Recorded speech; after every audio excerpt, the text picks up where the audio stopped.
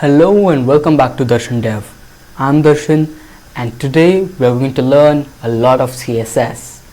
So if you're familiar with HTML and you know how to create this kind of pages which are headings, text and with inserting images and everything, but such pages look truthfully saying ugly.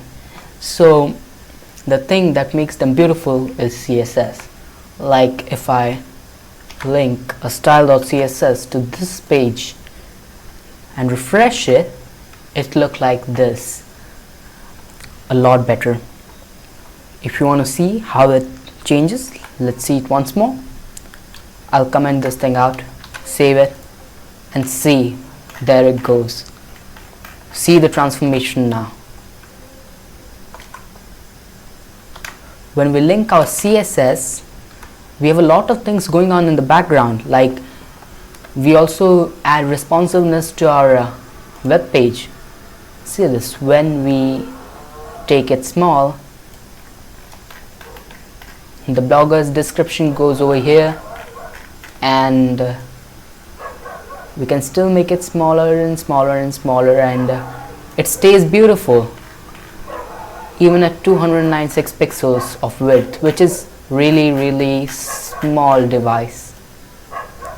So when we increase it, we can also limit the size to which our text moves, so it does not go from end to end now. And we can do a lot of things, like if you notice, then the color of the text is changed, and also we have a lot of padding and margin over here, and it just looks beautiful and modern. So we are going to learn how to do that with CSS.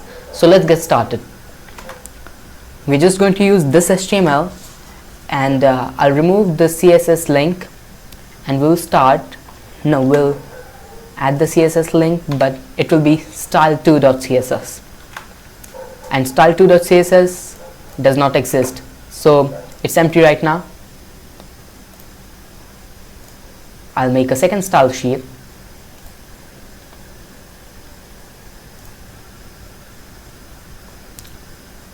Let's make it just a second. So now I've linked our HTML to style2.css, and here is our style2.css. Let's have a look at style.css. So this is how CSS goes. So it might not make sense right now, but it'll make sense real soon. So let's go to style2.css. Just once save it and refresh the page to make sure we have nothing over here. So it just looks like a normal HTML page. Now the first thing that we're going to learn in CSS is selectors. So basically when you learn CSS, you select something and then change properties of it. Like you can select something by its tag, or by its class, or even ID. So this is the use of classes. So when you give a class attribute to a div, or to a p tag, a h1 tag, or if you give an ID attribute to any of those, you can select them, okay? And when you select them, you can change their properties, and even you can select multiple of them. Like if you select this p tag, you can select all of these p tags and apply some changes to them, and even you can select all of the HTML, all of the body. You can select almost anything. So let's try and select this h1 over here. So to do that, you do h1, that is your selector. Then you open and close curly braces and enter in it. So you have selected h1 right now. So any h1 on your page will be selected. You can change its color to red. So this is the syntax over here. So here goes the property and here goes its value. When you save it, it should change it to red. So that's the way it works. So this is the selector. So if you hover over it, you can see over here that it says selector specificity. We'll learn about that later, but this video will just cover all the types of selectors, simple types of selectors I mean. In the next video we'll go over more advanced selectors and then specificity and all of that. So we open and close these curly braces. Here go our properties and here go their values. So when you have a color value, you can go from just simple things like red, green, yellow, gray, golden rod, something like that, to some hexadecimal codes like you can do hash FFF for white. And if you don't know how hexadecimal codes work, is basically hashtag RRGGBB. So hexadecimal, just a short introduction of hexadecimal. Hexadecimal is a system which is based off of base 16, that is 0 to 9, 10 digits, right? And then A, B, C, D, E, F. So all of these digits make up, the first two digits make up the red, second two make up green, and third two make up blue. So when you put a value like 0 means nothing, okay, 0 0 0 0, and F is the maximum, so it goes from 0 to 9, then A to F, that is your 16 characters in increasing value. So when you put 0 to 0 0 0 FF, it means pure blue. So there is none of red, there is none of green, and there is all of blue. You can even do 0 0 0 0 and 0 0, which means none at all, no green, no red, no green, and no blue. If you want all of it to be red, you can do something like FF 0 0 0 0, that will give you pure red. If you want green, you can guess it now. You go 0 0, then FF 0 0, it is pure green. And that's the reason when you put hash FF, it gives you white, because it is all of it. It's red, it's full of red, it's full of green, and it's full of blue. So all the pixels over here are throwing off colors in all the colors, full potential of red, full of blue, and full of green. That's the way it works, and it can be shortened to FFF so that the next three things are repeated. Okay, so if you want black, it doesn't have to be 6 times 0, it can be 3 times 0, so it repeats. Then this is how the hexadecimal code works. Then you can go over and do something like RGB.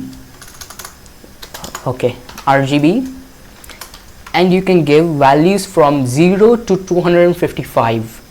So 0 to 255 for red, and then for 255 for green, and 255 for red, green, and 255 for blue. Yeah.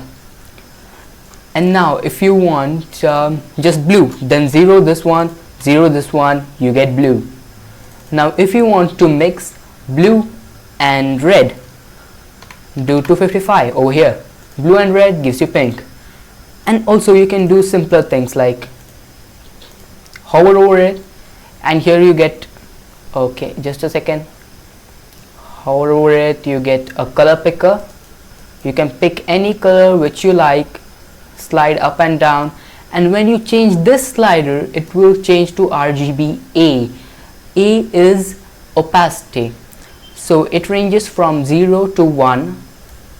So when I lower this down, it added one more letter, that is A over there, you can see it, and it also added one more parameter in the parenthesis, that is the opacity of the color. So it can be 0, which means the color is transparent, it's non-existent, and then it can be 0.5, which makes it half transparent. It can be 1, which is it's opaque.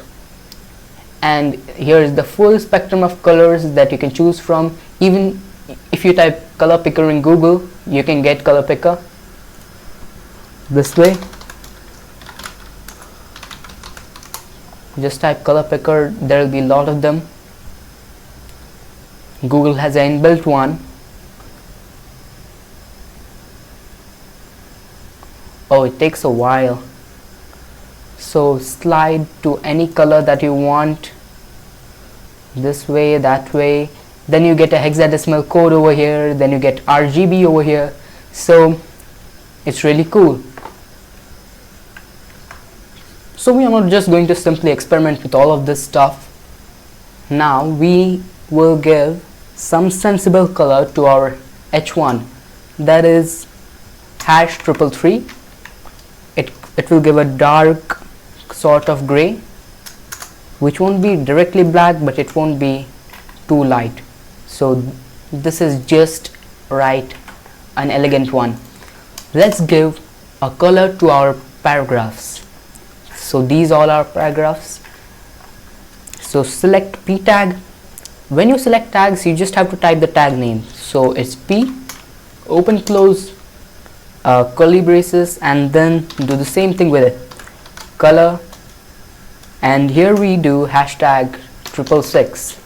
So that's a much more light version of gray. You can do even 555, 444, whichever you like, but 666 looks good. Oh, let's try 555. Even that one's good. I think this one's the best. Let's go over some other properties. If you select body and give the body a color or a background, that will be good. Let's go and select body. You can even select HTML tag, or if you use an asterisk, it will select everything. So when you go to body, you can type background, and when you type background color, you can select any of these colors, or just select one color, save it, and see how it goes. So this is the way it goes, but we want a much lighter color, much better one. So let's set something from our RGB.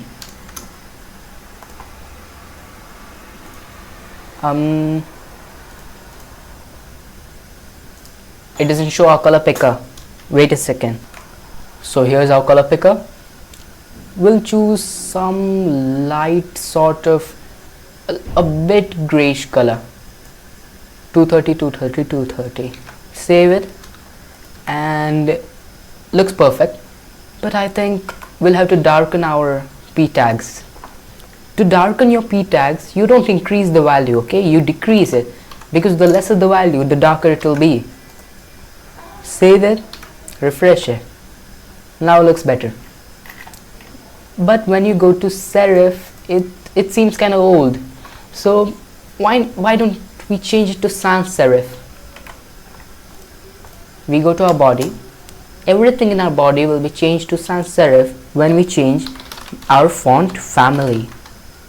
So everything in CSS has a property name, and you can change that property name to whatever you want, and make things the way you want them to be. You can do sans serif, add a semicolon. Don't forget the semicolons at the end, okay? I just forgot to mention them. Don't forget them. Save it and refresh it. Now it looks much more modern, and yeah, it just looks good. Let's add some line height. It will make your font look better. Line height 1.4. Save it. It gives a bit of space, and let's also change something like font size. So CSS is kind of the simplest thing that programming can get to, because if you think about it, everything is just so intuitive. You select something, you change its properties, which have intuitive names like background color, font family, line height, font size, and things like that. I'll change it to 1.5 rems. Rem is a unit, okay? It is a unit like pixel. So pixels, ems, and rems are units of length in HTML. For now, if you set it to 16 pixels, which is the default, it should change nothing. Save it, refresh it, and nothing changes. Now if you go and set it to 20 pixels, you should see a change. Refresh it and it looks larger. Let's leave it at this. And now if we will select our images, you can change their heights, their widths, and move them around. But for moving them around, I really suggest you don't go into classical CSS with positions and floats and everything. Learn Flexbox, okay? Don't do anything, just listen to me. Learn Flexbox or learn CSS Grid as soon as possible. Don't think that if you know selecting things and changing their properties is CSS, you don't know what CSS is, okay? You need to have layouts and everything. So don't go into CSS classic layouts, they're gonna suck, and it's all the simplicity of CSS is gonna vanish in just a minute.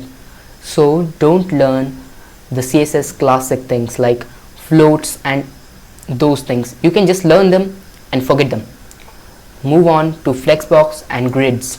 Those are really important, or the other old things are gonna take up a lot of your time.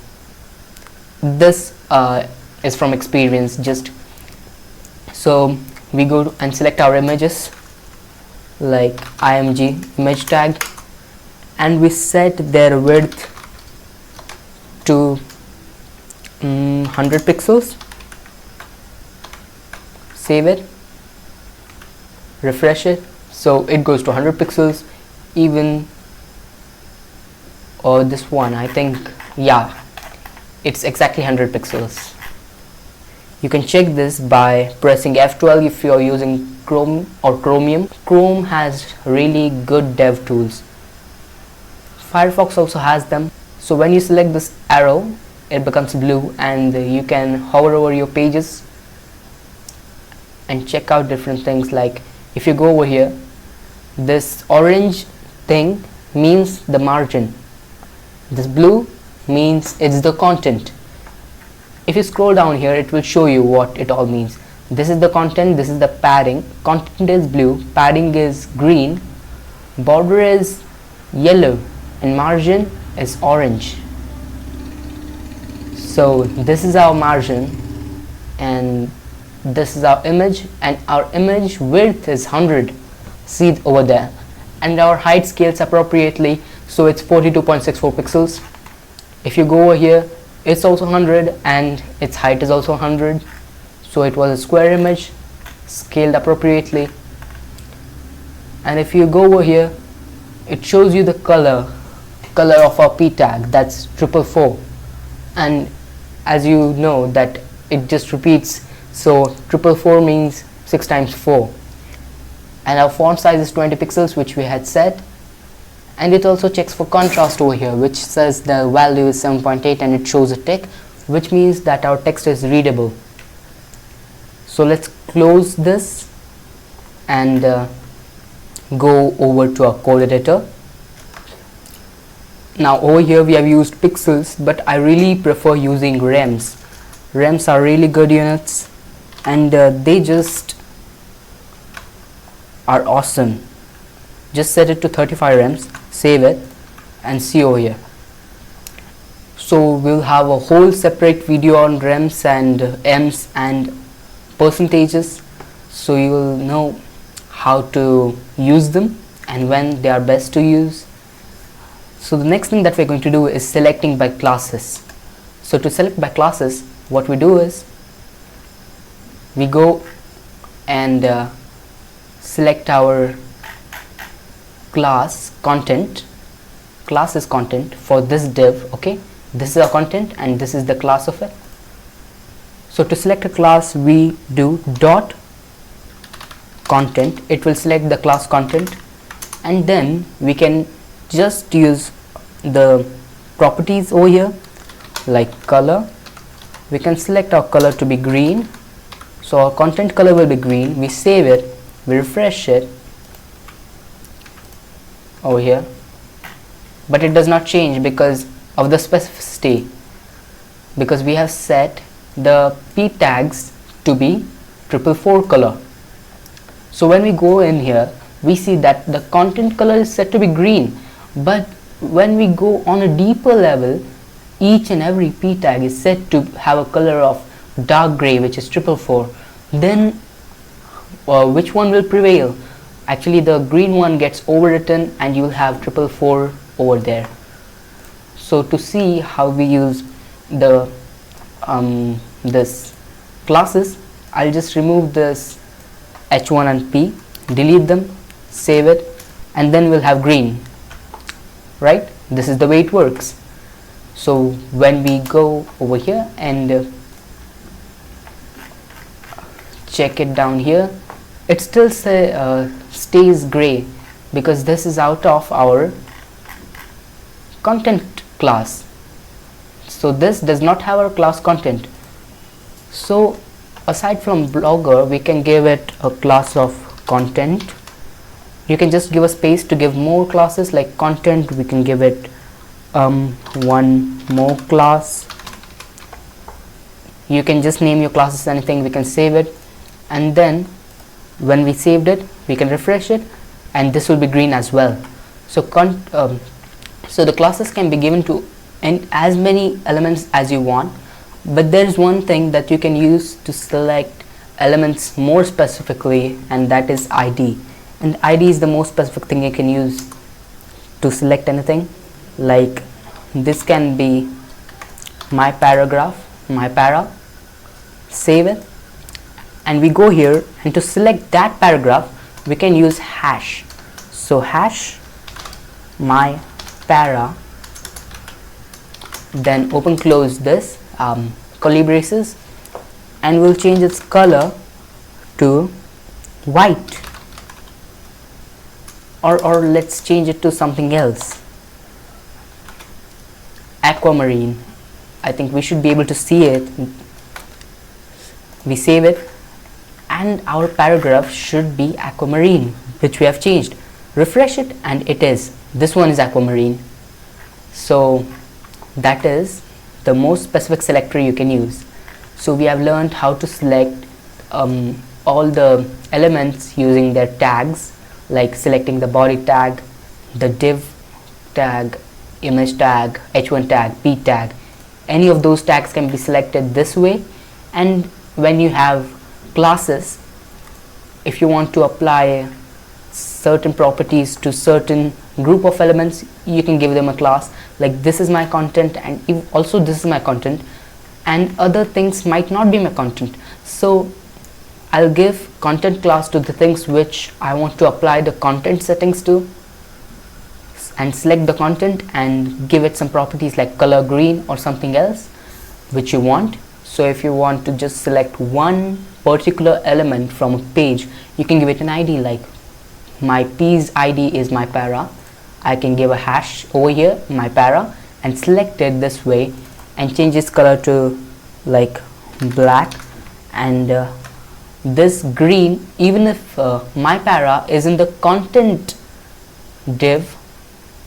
See this is content div and my para is in the content div, but since this is ID and this is more specific, which is more closer to my actual tag, it will prevail, and this class content settings which are giving the green color will be overwritten.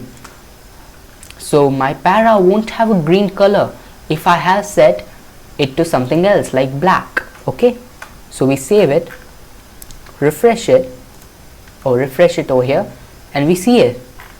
Even if this is in the content div, it gets black because I have selected it more specifically. I have selected it using an ID. So that's a bit of specificity covered. We have learned quite a bit of CSS in this video, selecting elements, using tags, using classes, using IDs, a lot of things about colors, RGB, our hexadecimal code, and also we learned about different units of length in HTML, that is pixels, ems, rems. That's it for this video. Stay tuned, we'll learn more CSS. So let's see you in the next video.